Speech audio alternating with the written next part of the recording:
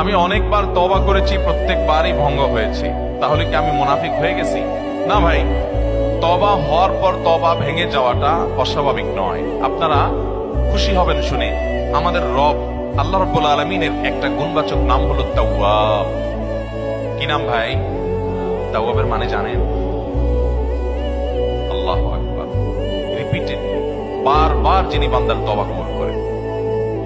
এই জন্য ভাই, একবার গুনাহ হয়ে গেছে, আল্লাহর কাছে তওবা করেছেন, চেষ্টা করছেন যে আর যেন না হয়, কিন্তু আবার শয়তান কাত করে ফেলে দিয়েছে, আবারও তওবা করে ফেলবেন এবং দুর্বল হবেন না। এখানে ইবলিস আপনাকে বলবে, তুই এতবার একই কাজ করে তওবা করছস আল্লাহর কাছে, আবার কোন মুখে তওবা করবি? থাক, বাদ দে। আপনার তওবা থেকে দূরে সরাবে। এটা হলো শয়তানের সবচেয়ে বড় অস্ত্র। কখনো নিরাশ হওয়া যাবে না। তওবা আগের বারের চাইতে পরের বারটা আরো স্ট্রং করবেন, যে ঠিক আছে আগের বারটা তওবা আমি দুর্বল ছিল, এটাকে আরো স্ট্রং করবো, চেষ্টা করবো না ইনশাআল্লাহ।